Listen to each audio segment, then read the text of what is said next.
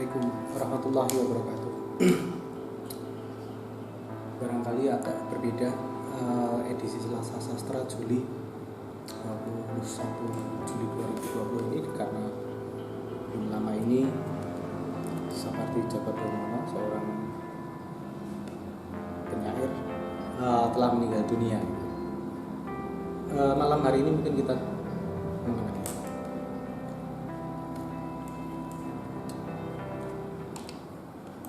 tak ada yang dari hujan bulan Juni, dirahasiakannya rintik rindunya kepada pohon berbunga itu.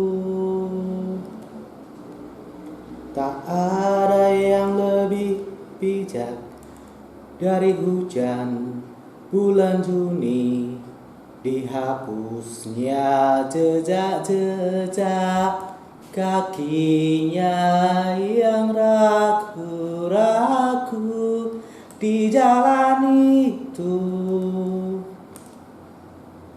Tak ada yang lebih arif dari hujan bulan Juni, dibiarkannya yang tak terucapkan diserap akar pohon bunga itu.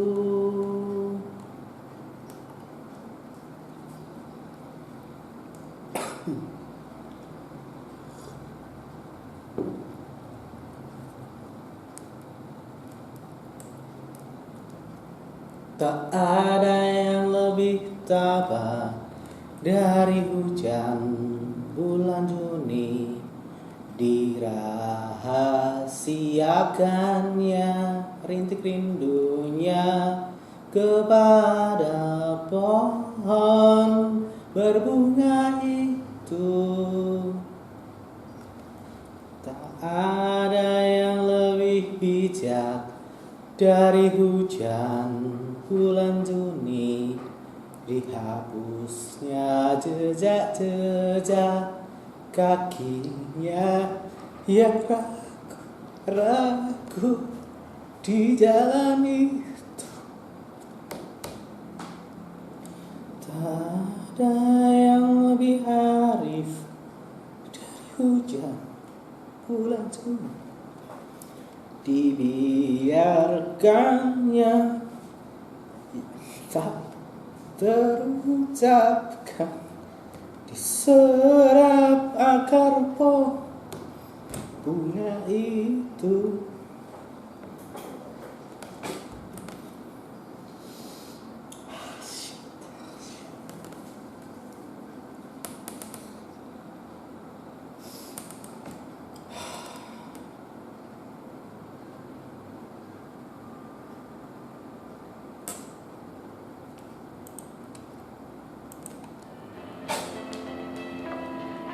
Kawan-kawan, mungkin saya atau kita mungkin tidak pernah bertemu langsung tatap muka dengan seperti Jabat Donono, tapi syair-syair puisinya yang kemudian juga diaransemen dalam musikalisasi puisi menjumpai kita semuanya, buku-bukunya menjumpai kita semuanya. Tentu tidak termasuk bucin. Kalau misalnya malam hari ini saya nyanyikan tadi yang melindangkan itu, sebelumnya yang pernah teringat dalam sebuah memori saya beberapa kali menyelenggarakan event sastra dan ada beberapa teman anak muda yang kemudian menyanyikan atau memusikalisasikan puisi beliau gitu. Banyak yang membacakan. Yang menarik dari sini sebenarnya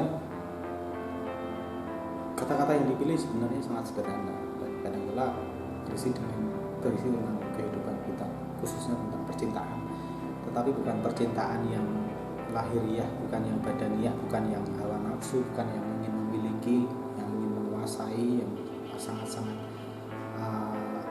fana ya, tetapi puisi-puisi cinta beliau sangat masuk ke dalam hakikat. Dan beberapa dulu saya pernah membuat sebuah buku, saya lupa itu manuskrip buku 100% cintamu, berapa persen cintamu. Saya sempat mempertanyakan cinta saya sendiri, dan itu salah satunya diinspirasi oleh puisi-puisi Sapardi Djoko Damono. Saya belum pernah bertemu langsung dengan beliau, tetapi saya sering menjumpai karya-karya beliau. Itu yang menarik dari kehidupan seorang penulis, sastrawan, penyair, dimana mungkin kita semua tahu beliau sudah tiada, tetapi karya-karyanya saya kira tak akan lekang oleh zaman, bahkan ketika beliau masih hidup, legenda hidup. Saya kira itu salah satu yang perlu kita tiru dari seorang Sapardi Djoko Damono, dan mungkin kita akan cukup lama untuk bisa menantikan lagi hadirnya penyair baru yang dia bisa memenuhi ruang kosong yang beliau tinggalkan. Puisi bulan Juni, hujan di bulan Juni bagi saya sangat inspiratif, karena Juni biasanya kemarau, tetapi Sapardi pernah mengalami peristiwa bulan Juni hujan dan ternyata menarik, membahagiakan. Seperti saya, keluarga petani, hujan di bulan Juni cukup membantu kami, sangat membantu kami bahkan untuk mengolah sawah dan ladang. Ada beberapa puisi lain yang mungkin akan saya bacakan malam hari ini untuk teman-teman. Saya berharap bisa menjadi bagian inspirasi kita untuk terus berkarya puisi, berkarya sastra, khususnya teman-teman Selasa Sastra. Dan saya jujur menyukai tema hujan. Puisi-puisi saya banyak, yang saya tulis banyak bicara tentang hujan.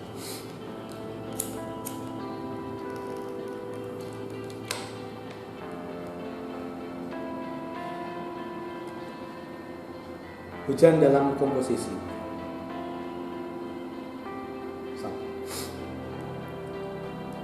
Apakah benar yang kutangkap dari suara hujan? Dari daun-daun bougainville basah yang teratur mengetuk jendela? Apakah yang kutangkap dari bau tanah? Dari ricik air yang turun di selokan? Ia membayangkan hubungan gaib antara tanah dan hujan, membayangkan rahasia daun basah serta ketukan yang berulang. Tak ada, kecuali bayang-bayangmu sendiri yang di balik pintu memimpikan ketukan itu, memimpikan sapa pinggir hujan, memimpikan bisik yang membersit dari titik air menggelincir dari daun dekat jendela itu, atau memimpikan semacam suku kata yang akan mengantarmu tidur. Barangkali sudah terlalu sering ia mendengarnya dan tak lagi mengenalnya. 1969. Hujan dalam komposisi 2. Apakah yang kita harapkan dari hujan? Mula-mula ia di udara tinggi, ringan dan bebas, lalu mengkristal dalam dingin, kemudian melayang jatuh ketika tercium bau bumi dan menimpa pohon jambu itu, bergelincir dari daun-daun, melenting di atas genting, tumpah di pekarangan rumah dan kembali ke bumi. Apa yang kita harapkan? Hujan juga terjatuh di jalan yang panjang, menyusurnya dan tergelincir masuk selokan kecil, mericik suaranya, menyusur selokan, terus mericik sejak sore, mericik juga di malam gelap ini, bercakap tentang lautan. Apakah mungkin ada juga hujan yang jatuh di lautan? Selamat tidur. 1969. Hujan dalam komposisi 3. Dan TikTok, jam itu kita indera kembali akhirnya, terpisah dari hujan. 1969. Menarik ya, ada kalimat TikTok dan sekarang TikTok sangat populer. Beliau juga ya inspiratornya. Pemilihan kata yang pas. Belajar dari beliau seperti itu.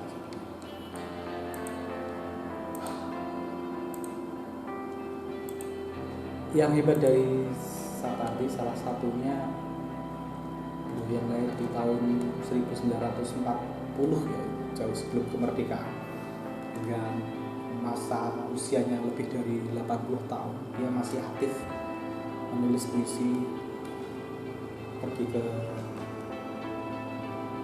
pertunjukan sastra, serawung kalau bahasa Jawa. Selasa sastra kalau dianggap terinspirasi semangatnya seorang penyair ya seperti itu. Kita ingin memberi inspirasi, memberi wadah, ruang bagi teman-teman untuk berkreativitas.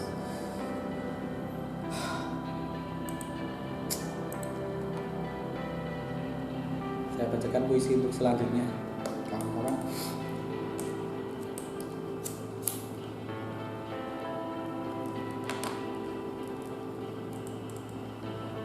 Sementara kita saling berbisik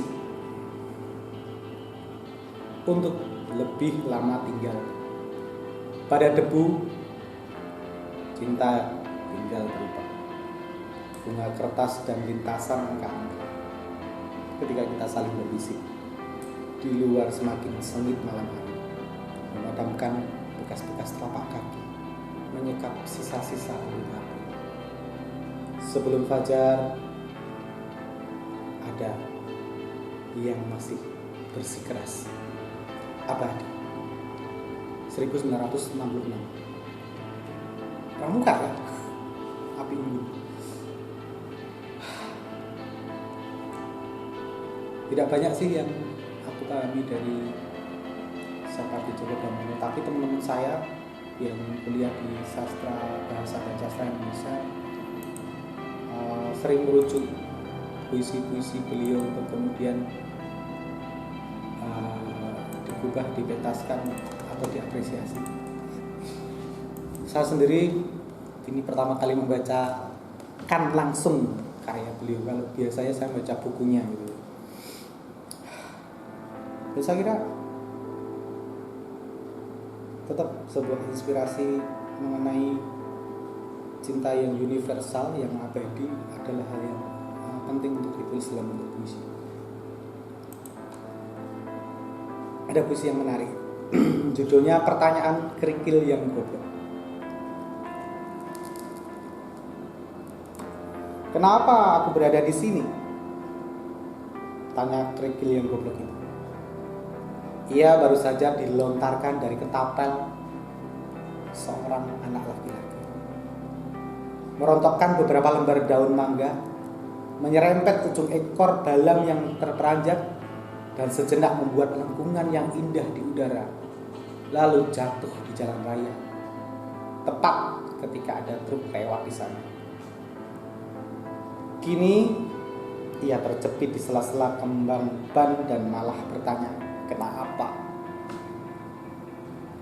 Ada saatnya nanti, entah kapan dan di mana, ia dijuntil oleh si kenek sambil berkata, mengganggu saja. Tidak ada tahunnya. Oke, menarik ya. Sebuah peristiwa ditulis dalam bentuk puisi. Oke. Dan untuk mengenang beliau, tentu kita semuanya sangat kehilangan salah satu inspirasi. Ini menarik puisinya beliau yang ditulis tahun 1967. Kepada istriku, pandanglah yang masih sempat ada, pandanglah aku sebelum susut dari suasana, sebelum pohon-pohon di luar tinggal suara terpanggul di dinding-dinding gua. Pandang dengan cinta, meski segala pun sepi tandanya. Waktu kau bertanya-tanya, bertahan setia, langit mengkalkan warna birunya, bumi menggenggam sebagas bunga padamu semata. 1967. Itu kawan-kawan beberapa puisi beliau yang menurut saya sangat indah. Saya nggak bisa membacakan atau mengapresiasi karya beliau seperti yang mungkin beliau maksudkan, tetapi kita bisa mengerti hakikat dari puisi-puisi beliau. Selamat jalan Sapardi Djoko Damono.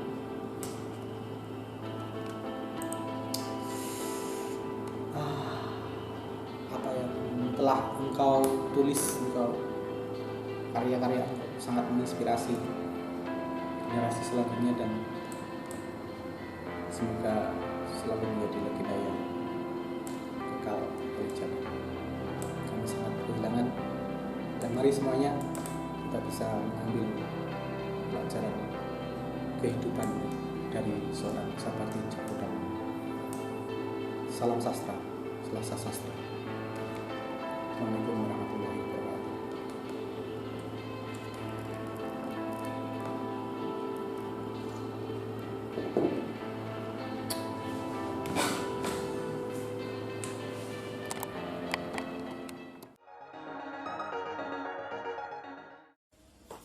Selamat pagi, selamat sore no. Selamat sore para pemirsa. Waduh, rawangun. Iya, rasa aku. Bismillahirrahmanirrahim. Terima kasih kepada Mas Teddy. Perkenalkan, saya Eko Julianto. Kali ini saya ingin mengapresiasi karya dari salah satu maestro puisi Indonesia, yaitu Pak Sapardi Djoko Damono. Di sini saya alhamdulillah dapat salah satu buku puisi beliau, judulnya Mata Pisau, yang mana Mata Pisau ini terbitkan oleh Balai Pustaka di Jakarta tahun 1982. Wah, lebih tuaan buku ini daripada saya, dan alhamdulillah ini saya pinjam dari Perpustakaan Kampus Universitas Sarjana Wiyata Taman Siswa. Iklan Siti. Jadi di sana banyak buku-buku sastra tua, tapi memang kondisinya sudah sedikit ini, tapi ini sudah bagus sekali, dibungkus rapi dan segala macam. Ya, langsung saja ya. Saya sudah membaca puisi ini dan saya suka sekali sama dua puisi yang malam ini saya ingin bacakan. Yang pertama kayaknya diambilkan untuk judul buku itu sendiri, judulnya Mata Pisau. Mata Pisau oleh Sapardi Djoko Damono. Mata pisau itu tak berkejap menilep. Kau yang baru saja mengasahnya pun berpikir. Ia tajam untuk mengiris apel yang tersedia di atas meja sehabis makan malam. Ia berkilat ketika terbayang olehnya urat leher. Oke, itu puisi pertama. Saya suka sama diksinya, bagaimana mata pisau di atas meja, bagaimana mata dan pisau dan apel di atas meja dan leher itu jadi satu puisi terpadu. Puisi kedua, Sepasang Sepatu Tua oleh Sapardi Djoko Damono. Sepasang sepatu tua tergeletak di sudut sebuah gudang, berdebu. Yang kiri berkenang akan aspal meleleh, yang kanan teringat jalan berlumpur sehabis hujan. Keduanya telah jatuh cinta kepada sepasang telapak kaki. Yang kiri menerka, mungkin besok mereka dibawa ke tempat sampah dibakar bersama seberkas surat cinta. Yang kanan mengira, mungkin besok mereka diangkut truk sampah itu, dibuang dan dibiarkan membusuk bersama makanan sisa. Sepasang sepatu tua saling membisikkan sesuatu yang hanya bisa mereka pahami berdua. Oke, itu dua puisi yang sengaja saya bacakan untuk memoriam untuk Pak Sapardi Djoko Damono. Kenapa saya pilih sepatu tua? Karena saya teringat lukisan Van Gogh ketika membaca judulnya. Oke, terima kasih kepada Kang Teddy, kepada Selasa Sastra yang sudah memberikan saya tempat. saya kembalikan kepada Mas Teddy. Matur nuwun Kang Teddy. Assalamualaikum warahmatullahi wabarakatuh. Oke.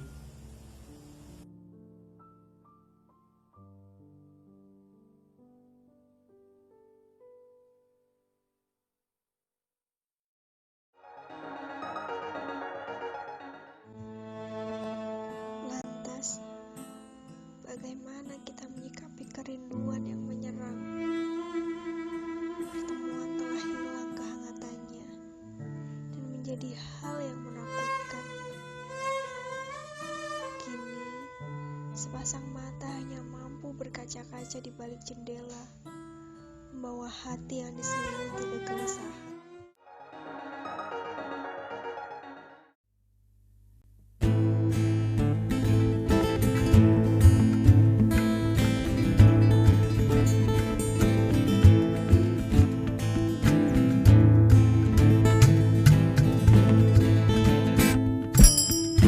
Sebidang ladang yang lapang, di sana ku tanami bunga-bunga. Pagi menyanyi, sungai menari, la la la la la li.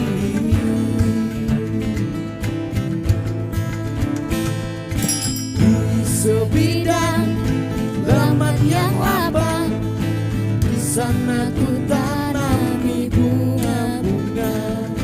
Angin berhembus, cinta terendus, la la la la la lulu mampus.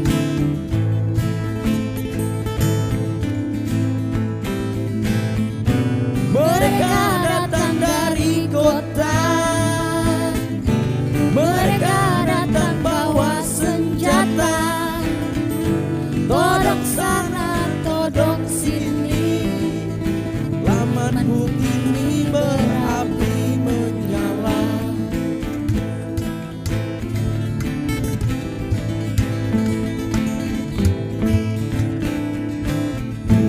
Sebidang ladang yang lapang, di sana ku tanami bunga-bunga. Pagi menyanyi, sungai menari, la la la la la lili.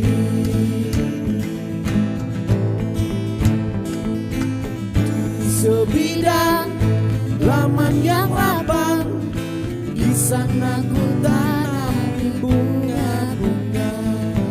Angin berhembus, cinta terendus, la la la la la lulu mampus. Mereka datang dari kota, mereka datang bawa senjata, todong sana, todong sini, lamanku kini berapi menyala. Mereka datang dari kota,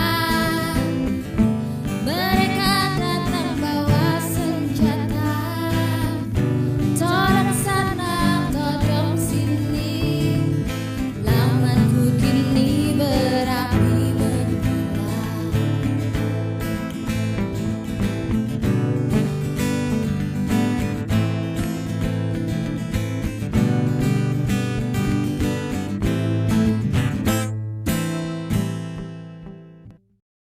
Lahan yang terbakar secara nasional berdasarkan data dari satelit Sipongi milik KLHK, jumlah lahan seluruhnya itu mencapai 328.000 hektar sampai dengan tanggal 31 Agustus. Dari luas total gambut yang terbakar, Riau adalah yang terbesar, lebih dari 40.000 hektar, diikuti oleh Kalimantan Tengah sejumlah 24.000 hektar dan Kalimantan Barat sekitar bau kota hantui desa.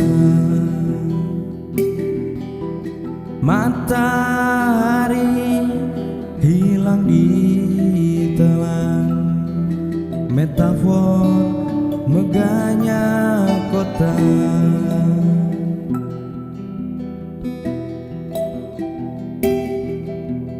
Seorang anak bermanja dengan luka, wajahnya menangis menelan derita. Pada angin ia bertanya, mengapa langit biru selalu merenung. Menyaksikan tanahnya yang hilang, menyaksikan rumahnya yang hilang, menyaksikan tanahnya yang hilang, menyaksikan rumahnya yang hilang.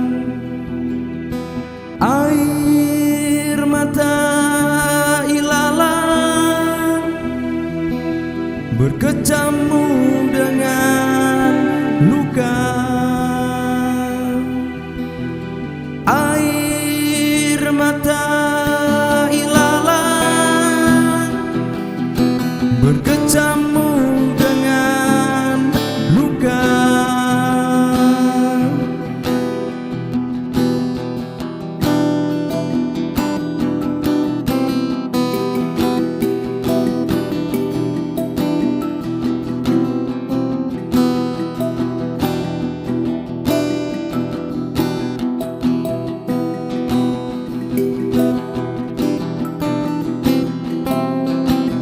Pagi penuh resah, bau kota hantui desa. Matahari hilang ditelan, metafor megahnya kota. Seorang anak bermanja dengan luka, wajahnya menangis menelan derita. Menyaksikan tanahnya yang hilang, menyaksikan rumahnya yang hilang, menyaksikan tanahnya yang hilang, menyaksikan rumahnya yang hilang. Air mata ilalang berkecamuk dengan luka. Air mata ilalang berkecamuk dengan luka.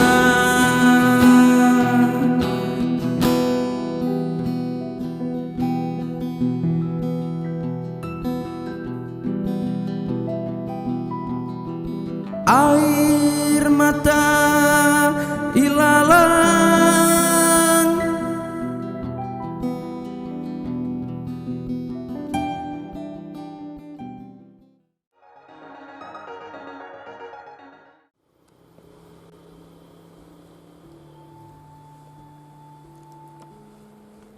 Nusantara Osik déning Supriyadi. Ngronce pitakon sedawane lelakon.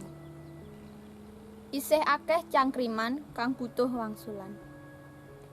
Ya kene mega tansah mbebeda. Mendung tansah mbebidung. Temah surya pegat sumunar ing bumi Nusantara. Ya kene matumpa crita agawe kuceme bangsa. Ninggal pranata wewatoning jiwa Jawa. Kurdane nepsu mrawasa lembut budi rahayu. Apa kang den lari ing gisike lelamunan? Kamangka cetha mubah mosike kahanan. Ora bisa nyamudra ing telenge katentreman. Apa kang den udi? Apa kang den upadi? Amung ruwet pungkasane pakarti. Apa ora ngira? Apa ora krasa? Lamun ati wis garing nela. Jaten 15 Desember wiku siji ngeles bojo.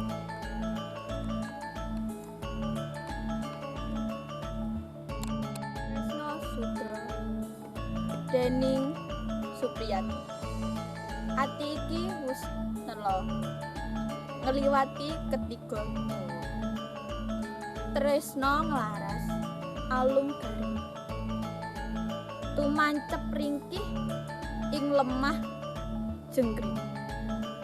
Lamun ratri tumeka jedet ati sang saya krasa.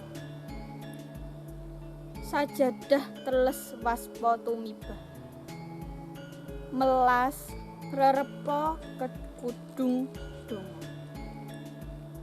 Angajab asih tetese nugraha. Duh Gusti, ing pundi marganing usada tirta wening siniram zikir puja ngegemi cicir tumetese sabda ing kidung langit tetembangan suwarga. Duh Gusti, jiwa sudra puta ing sangkon kapidung ombak gebyare kahanan. Mugi paduka paring kawelasan, pujer pamucunge pangumbaran, lamun paduka ngeman. Patalan 1 Oktober 2017.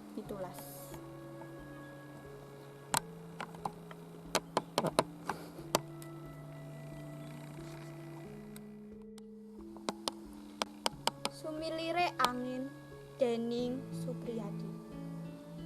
Sumilire angin jalani di midit ngidit anempuh jiwangga. Niang kusuma wektu sore. Kidung gurit mangungkung nggugah rasa rujiting ati. Nuwuhke rasa branta nambah kapirangu pindah kumbang ing udyana. Ngidam nyecep sarine puspita mlaku mumbara gayuh tresna kebo sungu sapinggiring alas 13 Maret 2018.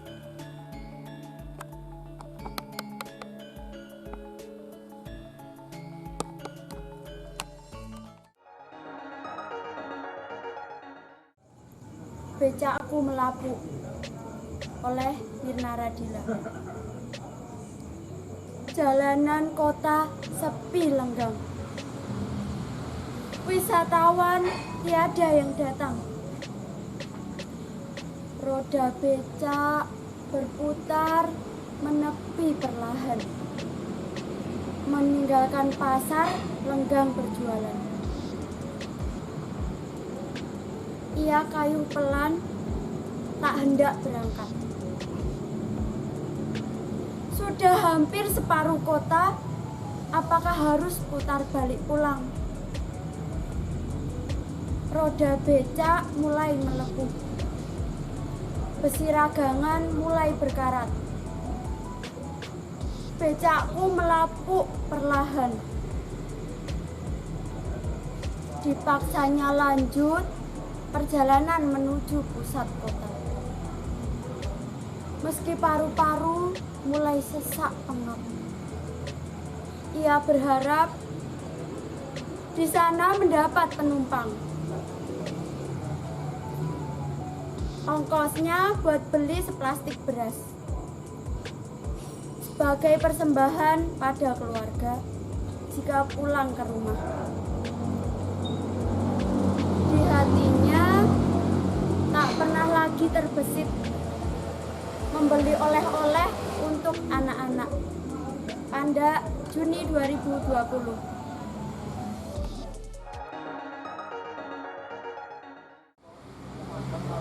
Darurat Hoax oleh Cindy Novitasari.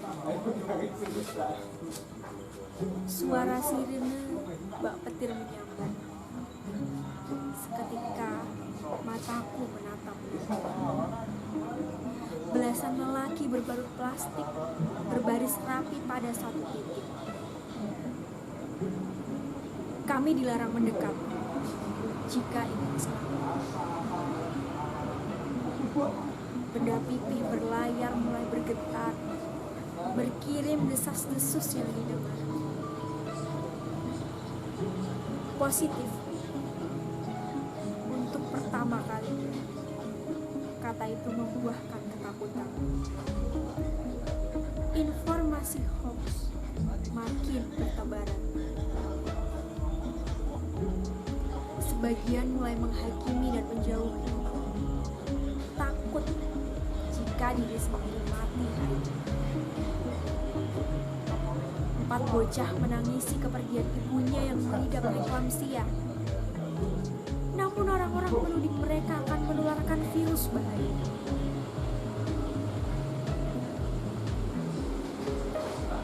Bisakah kita membuka mata? 2 Sari, Juni 2020.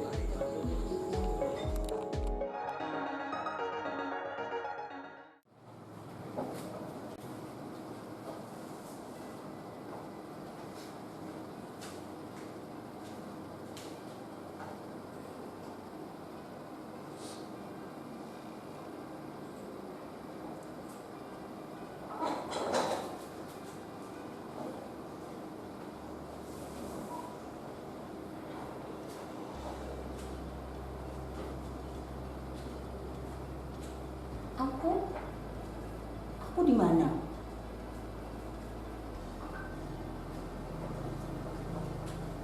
Aku cuma melihat bayangan.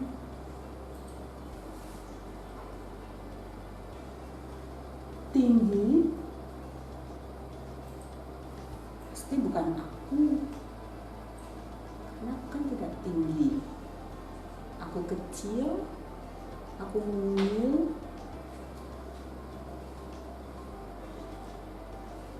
Dia siapa? Lalu dia ini siapa?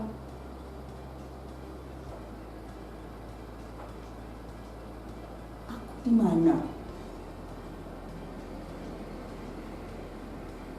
Ruangan ini penuh pertanyaan, penuh keinginan, penuh harapan. Tapi aku di mana? Aku tidak ada di antara harapan-harapan itu, sebab kemarin harapan itu sudah mengkhianati aku.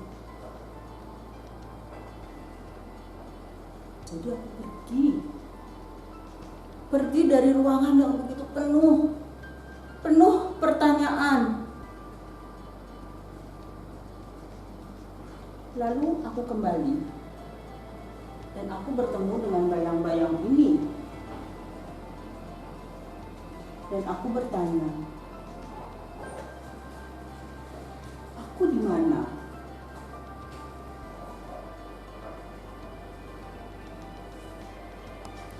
Tapi bayangan itu tidak ada. Dia hanya mengikuti aku. Aku bergerak ke sana, aku bergerak ke sini, aku begini, aku begitu. Dia tidak menjawab, dia hanya mengikuti aku. Lalu aku di mana? Ruangan ini penuh, tapi aku tak ada. Ruangan ini penuh, tapi aku tak punya jawaban.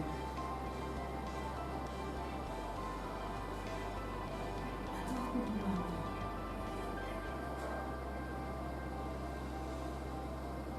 Apa? Hah? Kau menjawab apa? Aku di dalam cangkir kopi. Itu jawaban yang lucu sekali. Aku di dalam cangkir kopi. Mana cangkir kopinya?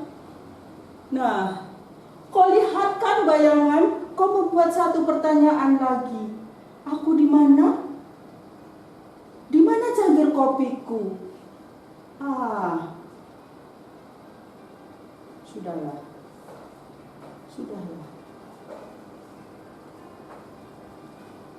Ada 3 pertanyaan sekarang.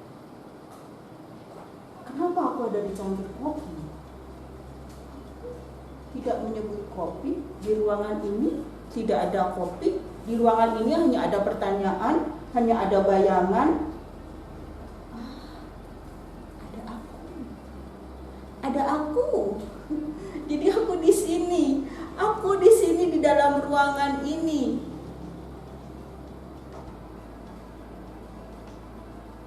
Lalu apa yang harus aku cari lagi ya? Aku sudah menemukan diriku di sini dan aku tidak lagi bertanya aku di mana, tapi hai, bayangan, coba terangkan. Apa maksudmu aku ada di dalam cangkir kopi? Apakah aku kopi? Apakah aku ampas kopi? Apakah aku uap kopi? Kau tidak bisa menjawab. Kau tak akan pernah bisa menjawab. Baiklah. Aku tak akan lagi bertanya apapun. Sebab setiap pertanyaan yang terbesit dalam otakku tak akan bisa dijawab. Aku tidak punya pertanyaan lagi. Pertanyaan itu akan hilang. Pertanyaan itu akan melenyap seperti uap kopi. Jadi aku tidak perlu lagi bertanya padamu bayangan, sebab aku menemukan semuanya. Aku ada di sini di dalam ruangan yang penuh dan aku adalah uap kopi. Sebentar lagi pergi dan menghilang seperti biasanya. Ya, aku akan pergi dan menghilang seperti biasanya, seperti uap kopi ketika itu menjadi dingin. Baiklah bayangan, kau di sini, aku akan pergi. Jangan mengikuti aku lagi, sebab aku sudah tahu aku ada di sini dan aku adalah bayangan. Oh bukan, kau adalah bayangan. Aku adalah uap kopi. Jadi, selamat tinggal. Aku tak memerlukanmu lagi. Aku akan pergi.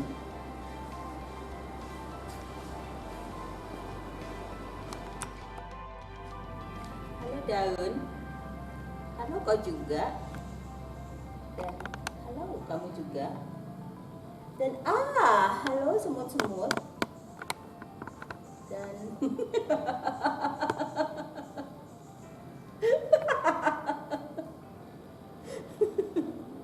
aku gila bukan? Daunku sapa, semutku sapa. Oh enggak, aku tidak gila. Aku sedang sangat gembira. Tahu kenapa? Ada cinta di hatiku. Cinta yang mana itu? Cinta yang itu? Cinta yang itu? Atau cinta yang itu? Aku menumpuk kerinduan dalam hatiku. Aku menumpuk kerinduan dalam otakku.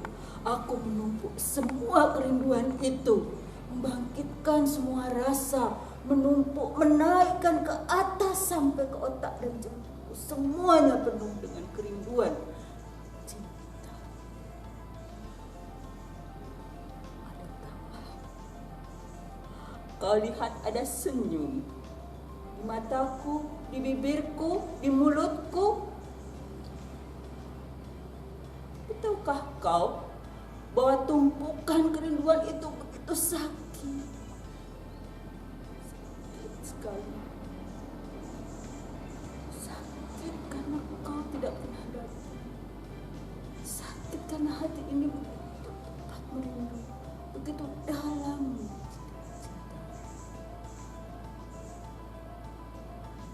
Aku mempunyai setumpuk cinta, aku mempunyai setumpuk rindu, aku mempunyai setumpuk keinginan.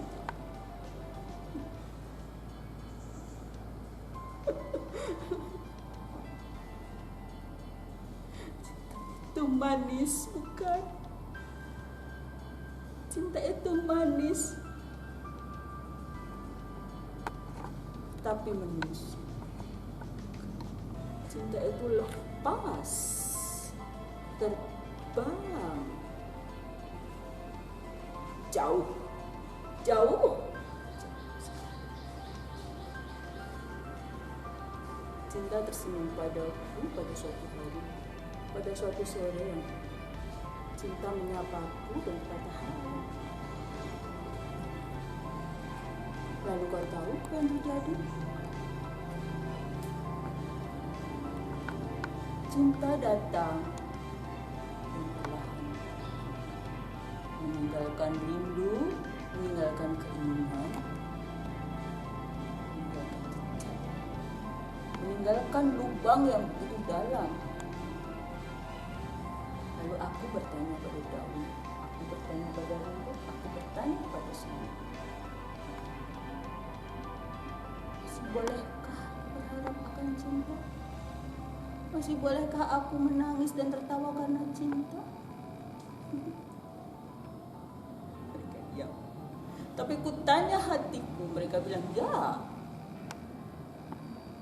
Cinta adalah tangis, cinta adalah cinta.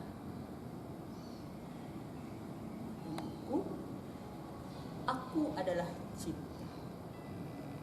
Duduk di sini, pemangku cinta.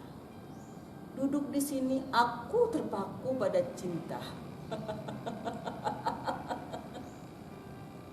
Aku tertawa karena cinta. Cinta.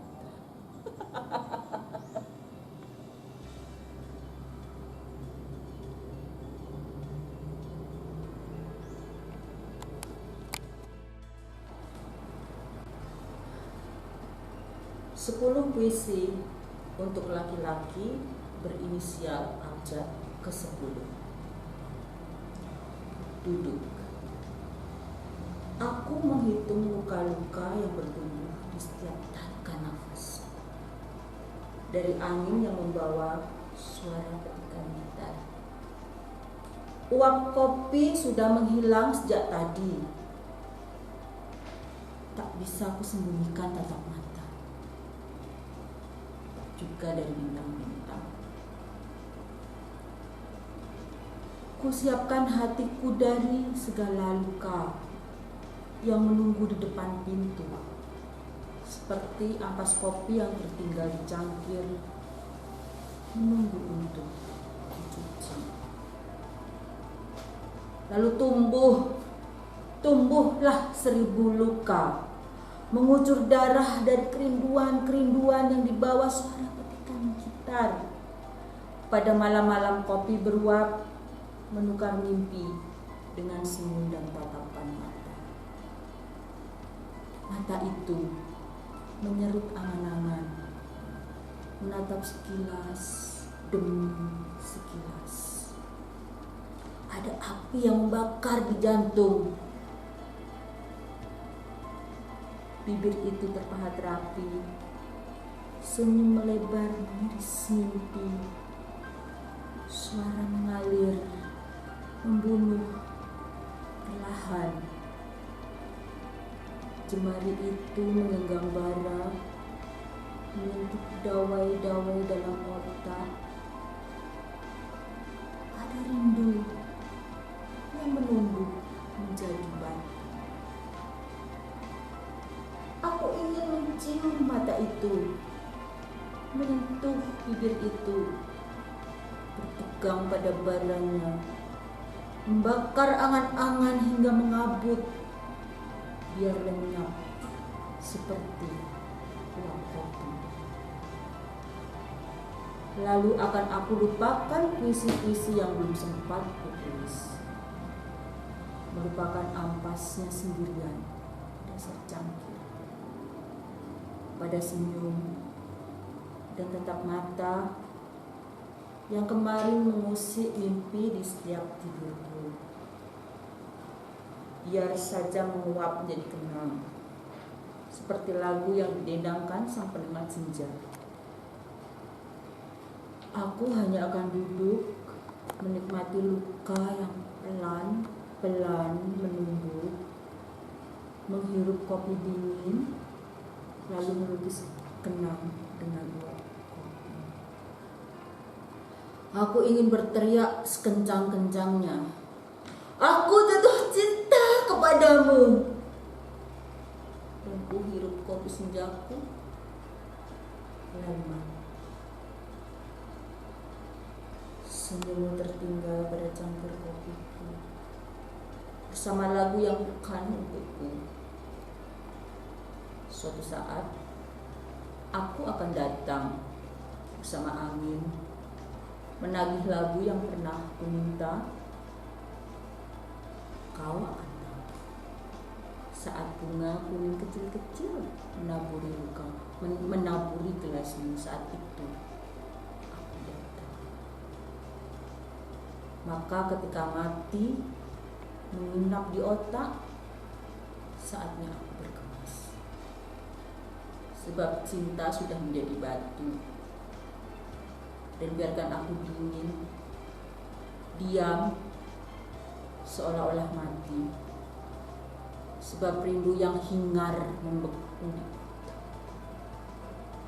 Ku tanggalkan sejenak senyummu, dan ku lupa wajahmu. Suaramu menghilang di antara hingar kota. Cuma namamu yang sekali melintas dalam ingatan. Tak lama, saat kopi kembali diseduh, uapnya membawa kembali kerinduan. Lalu akan kueja kembali karena senyum. Luka.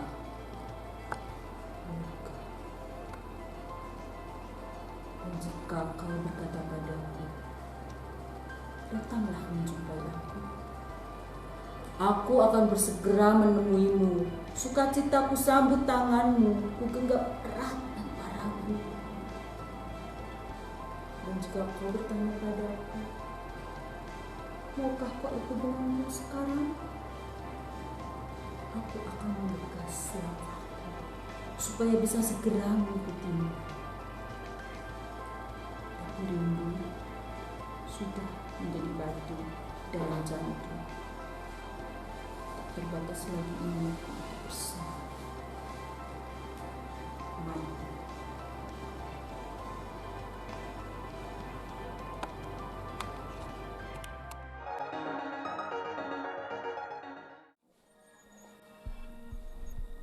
Ngrantu Nugroho déning Supri Cantrik Desa. Nimas, senajan wis gagat rahina bakal runce ukara gata madhahi sayuta makna ing saben-saben lembaran kaca. Nimas, wis 17 aring liwati wingiting ratri mecaki dina puasa nahan nepsu meper hawa. Ya kene durung trewaca tumetesing tirta pawitra kanggo masuk letheking dosa. Nimas, rasa ati ora bakal mingkuh ngadepi dina kang kebak kewuh. Muga Gusti paring nirmawa mundhuh ruwet sajroning dodo. Nimas, lamun kidung ngiwus kawaca sinartan kukusing dupa, muga Gusti buka korining wilasa nyebar asih sajroning dodo.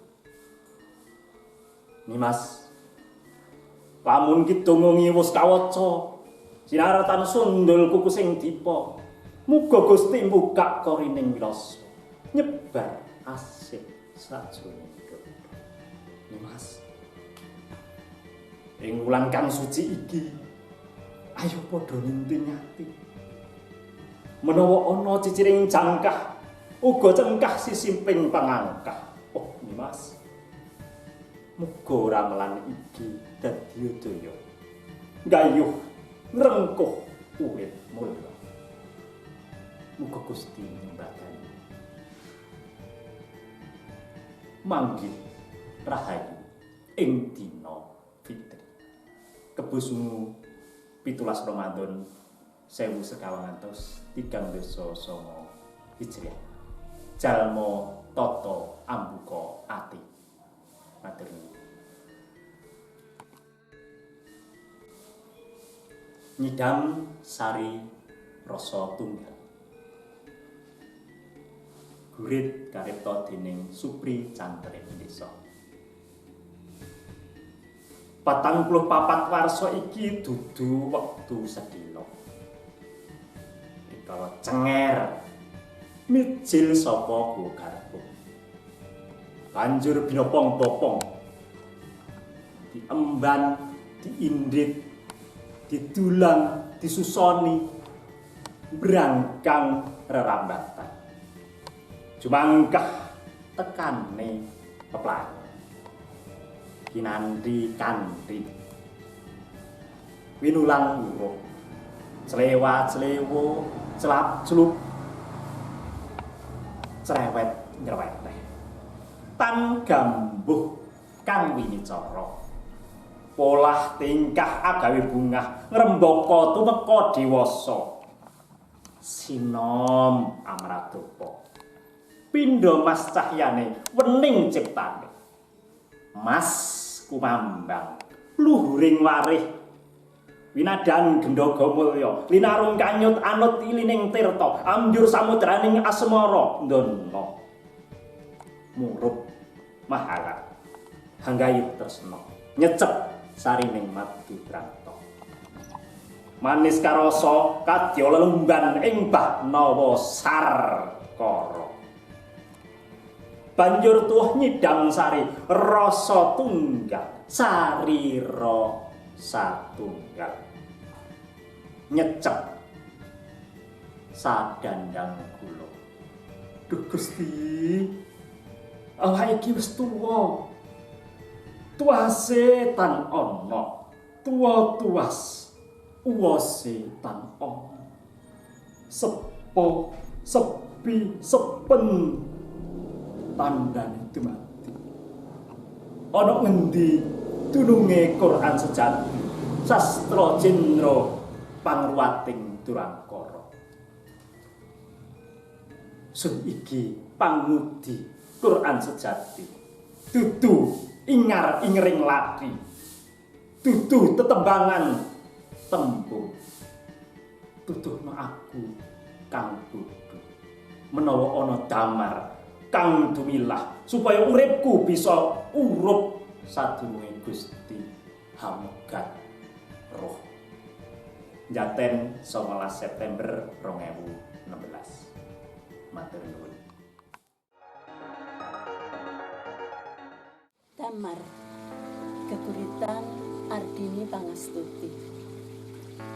Ing satengahe peteng kang lelimengan nalika lintang-lintang padha singitan pedhot nutupi pandulu anjalari jangkahku mandheg mangu aku mbutuhake uripmu kanggo colok nerusake laku bumi mubeng padang peteng hukum alam kang pinasti awan teka sawise ngliwati petenge wengi damar ing padange srengenge uripmu ora dibutuhake nanging kowe tetep urip ing angenku dadi crita endah dongeng kanggo anak putu minangka bukti kamurane Gusti manawa panjenengane ora tau negakake marang umatnya. Saeger tansah sumendu. Tetep ana pepadang sajroning pepeteng. Bangun jiwa 29 Juni 2020. Matur nuwun.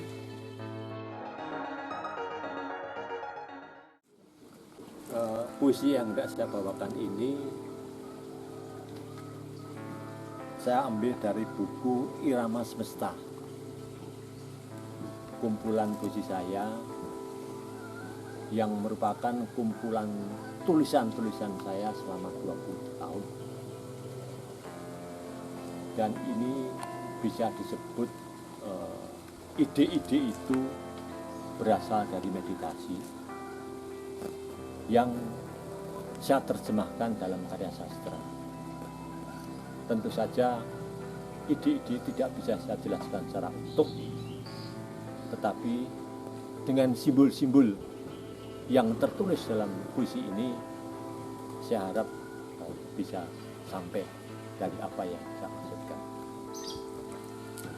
Saya akan bacakan dua dari karya saya. Yang satu, Kehidupan, yang saya tulis di Semarang pada tahun 1998. Kehidupan oleh Banu Ari Ambar. Kehidupan adalah berkah, keharusan, sebagai lontaran nasib dari tiada menjadi ada, yang terjadi pada setiap penciptaan dalam gelaran semesta raya. Kehidupan adalah suatu keharusan, karena lahirnya kehidupan akan menjadi penerus generasi sebelumnya. Sebagai pelanjut zamannya, dengan ragam peristiwa yang menghiasi planet-planet dalam ribuan, bahkan jutaan galaksi semesta raya, dengan hukum-hukum perwujudan maupun penampilannya sebagai manifestasi keperkasaan Sang Maha Besar. Gelar penciptaan semesta purwo menggelegar, menimbulkan percikan-percikan, menjadi galaksi-galaksi dengan sistem-sistem asali yang mengiringi semua ciptaan yang tiada terhingga. Adalah wujud kekuasaan dan kemahaperkasaannya. Bukannya segala penciptaan itu untuk menunjukkan wibawanya, namun kewelas asihnya lah yang bisa dirasakan bagi insan-insan pilihan. Rotasi bumi yang mengiringi garis edar dengan sumbu tata surya adalah keajaban, kepatuhan akan hukum-hukum alam yang membalut bumi. Demikian pula manusia lahir, berkembang, mati, juga mencari makan untuk penuhi kebutuhan hidup agar dapat melangsungkan gerak aktivitasnya adalah wujud kepatuhan pada hukum-hukum kehidupan manusia bikinan ilahi. Kehidupan adalah suatu berkah, harus kita syukuri, sebab hidup menuntut tanggung jawab untuk menjalaninya sebaik mungkin. Bagai irama musik yang bisa memukul lantunannya, getar-getarnya dalam kidung keindahan bermuatan cinta kasih sebagai pangejawantan pancaran sifat pelas asiknya. Bukan menjalani kehidupan yang sengaja membenamkan diri dalam kebodohan, di mana dusta, candala menjadi kebiasaannya untuk menikmati padang bumi. Dengan segala kerapuan jiwa, angkara murka membebatnya, bagai dibalut kain hitam berlapis-lapis yang menggelapi langkah-langkahnya. Begitulah kehidupan yang penuh uji coba di ladang pengabdian ini. Bisakah insan-insan tanggap untuk bisa suburkan pemahamannya tentang kehidupan dan melaluinya sebaik-baiknya agar tak sesat dalam lebu kemunafikan. Irama-irama semesta senantiasa melantun terus-menerus tiada berhenti. Gelegar penciptaan galaksi-galaksi baru akan senantiasa ada sebagai kelanjutan peristiwa demi tetap berlangsungnya sistem ada tiada, lahir mati, dan seterusnya. Mungkin banyak wirocarita mengupas masalah asali kehidupan dengan persepsi dan sudut pandang berdasarkan kesentuhannya. Dan kebesaran ilahi menjadi titik akhir setiap upaya pemahaman, karena datang perginya semua ciptaan memang dari Sang Maha Bijaksana.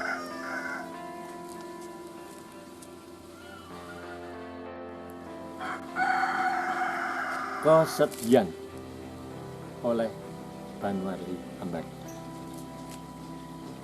Kesedihan menerpa siapapun di muka bumi, bagai kabut hitam menutupi cahaya matahari, mengusik kehangatan surya, tenggelam dalam kepekatan kabut hitam, menyengsarakan umat. Kesedihan mencekik leher, menyeruak relung-relung hati, menggiris sembilu, bagai genderang kematian dak cabut seluruh kehidupan. Kesedihan mewarnai segenap papan. Haruskah sendiri? Kesedihan juga rahmat bagi yang mengerti. Sebab kesedihan tidak sekedar membawa penderitaan, namun juga mewarnakan harapan-harapan akan adanya kebahagiaan. Kesedihan memang bukan kebahagiaan, namun hakikat memadukan keduanya dalam irama tembang-tembang kehidupan bumi. Kesedihan kita adalah potret keterbatasan manusia dengan segala seginya yang melunturkan ego akan kegagahan, keperkasaan manusia di dunia ini. Kesedihan adalah contoh nyata di mana gelaran bumi punya hukum-hukum yang membelenggu keinginan-keinginan manusia sesuai dengan kodrat iradatnya. Kesedihan membawa pengertian kita pada hakikat hukum sebab akibat, cerminan dari karsa Sang Maha Agung dalam menjalankan kehendaknya. Hukum adalah aturan-aturan baku yang mengikat seluruh ciptaan dengan ragam aturan-aturan sempurna, menjadikan proses hidup mati, siang malam, bahagia sedih, dan segala yang berlawanan. Ketentuan langit mengharuskan kepatuhan segala ciptaan bersandar pada aturan-aturan hukumnya, di mana antara satu dengan lainnya berkaitan erat bagai orkestra lengkap mengumandangkan irama semesta raya.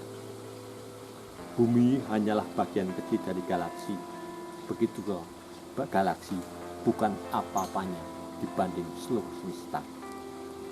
Kemandirian semua ciptaan adalah omong kosong, sebab kaitan erat satu sama lain, sebabkan keselarasan bunyi irama alam raya yang demikian megahnya di luar jangkauan akal manusia. Kesedihan memang mewarnai semua orang, pedukah sekali, sebab jalan lurus terbentang jelas dalam pengamatan si bijaksana dalam tentukan langkah-langkahnya. Kesedihan orang lain mewartakan pada kita akan keterikatan antar sesama makhluk bumi, di mana kita harus terpanggil menolongnya menurut ukuran kemampuan kita. Itulah makna kesedihan yang bisa ditulis dalam syair oleh siapapun yang mencoba memahami, mengungkapkannya lewat gurit-gurit di malam sepi. Irama-irama alam mendendangkan lagu-lagu rabani, mengusik kalbu, meresap di dada, lantunkan tembang-tembang surgawi yang aneh. Haruskah kesedihan senantiasa dipertahankan, sementara hukum sebab akibat terus jalan? Hidup hanya singkat dalam perjalanan yang panjang. Banyak risiko bila kita tidak paham akan makna tugas-tugas kita. Bumi Carian, 6 September 1999.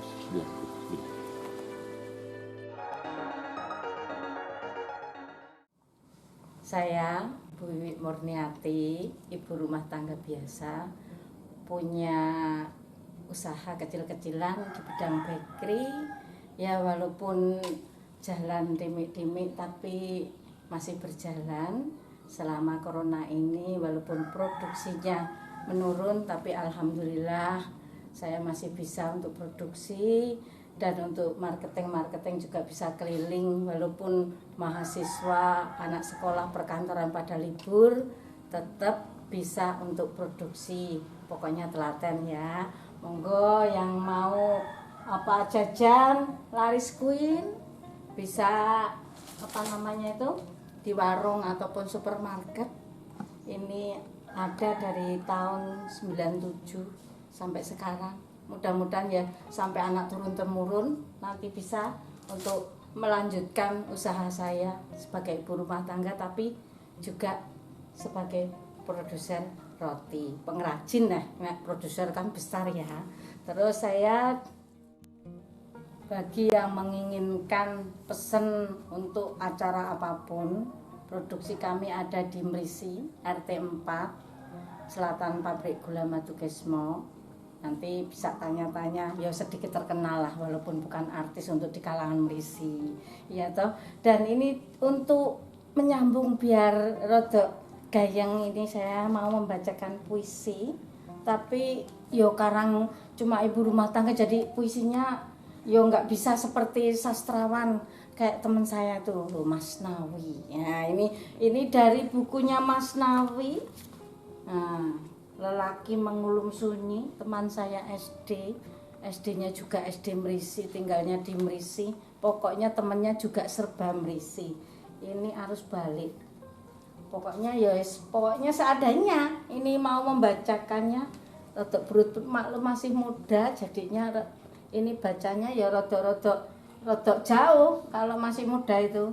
Nah ini arus balik, mudik ambang batas waktu, rasa rindu tersiksa, mau apa lagi berlama-lama, panas berpijak, tinggalkannya demi lancar sehari-hari. Rasa rindu mencair, hari, jam, menit mendengar kembali ke tempat tujuan. Arus balik menuju pengharapan, hilir mudik kendaraan. Antrian panjang tanda lalu lintas, antrian bersabar menanti angkutan, mengantar sampai tujuan. Arus balik sana sini, setiap jalan terlewati, terbaca arus balik menuju pengharapan. Bantul 2016. Terima kasih. Mohon maaf tadi belum memperkenalkan, saya punya suami saya Agus Dartono. Dulu pekerjaannya paparasi, waktu ngetrennya itu Lady D, anak saya juru kamera. Tapi sekarang juga ya membantu saya untuk di bidang bakery juga karena dampaknya corona. Jadi semuanya harus berbalik biar semuanya dapat dana masukan. Itu saya punya anak 2, anak saya cewek dan cowok. Semuanya bekerja di rumah. Yang satunya itu jual wifi, katanya jual wifi model-model sekarang. Jadi untuk apa namanya ngegame itu. Terus anak saya yang kedua itu jual geprek lah, monggo silahkan kalau mau mampir di geprek kami. Itu di Kepuk, itu ada di barat Matucanja, selatan jalan, monggo pinara. Nah terus ini untuk yang kedua, untuk saya bacakan lagi, ini juga dari bukunya Mas Nawi, teman saya SD. Ini buku dari apa? Puisi hari ini. Ya. Itu Mas Nawi juga sastrawan sekarang. Alhamdulillah teman-teman saya jadi semua. Cuma saya aja yang ibu rumah tangga. Alhamdulillah nggak apa-apa. Semuanya berbagi rezeki. Tuh, belerang banget ya. Kok raketok Mas?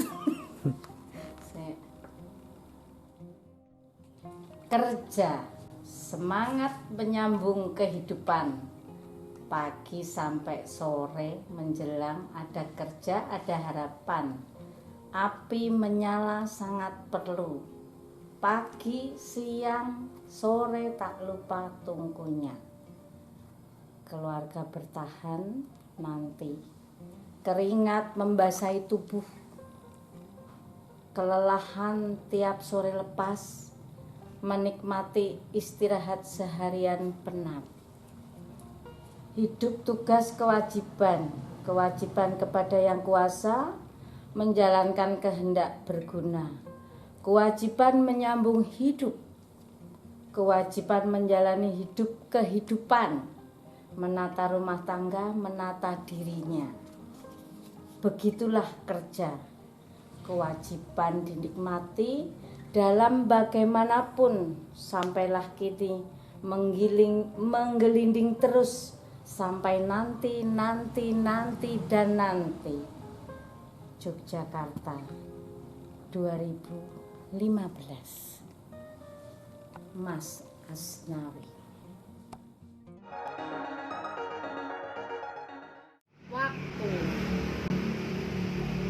Waktu mengapa di setiap detikmu kau tak pernah bersahabat denganku, menghimpitku pada ketertinggalan, memburuku pada rasa lelah di jiwa ragaku.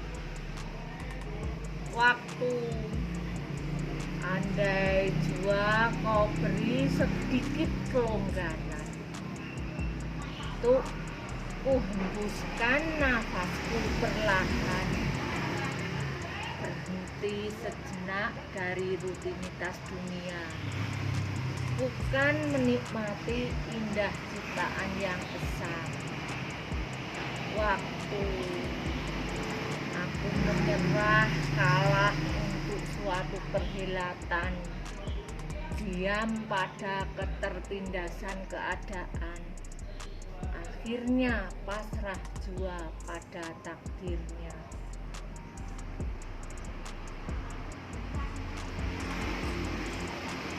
Dari elegi di suatu waktu, Bantul, Yogyakarta, 15 Juli 2020, pukul 6.14 waktu Indonesia Barat.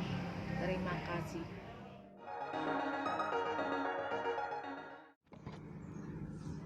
Assalamualaikum warahmatullahi wabarakatuh.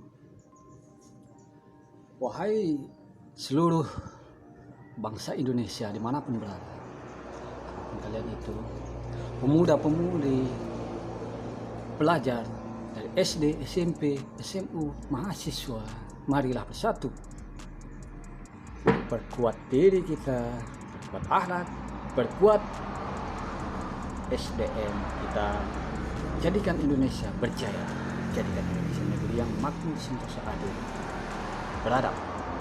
Dan bagi para pemimpin telah memimpin, pimpinlah Indonesia dengan benar.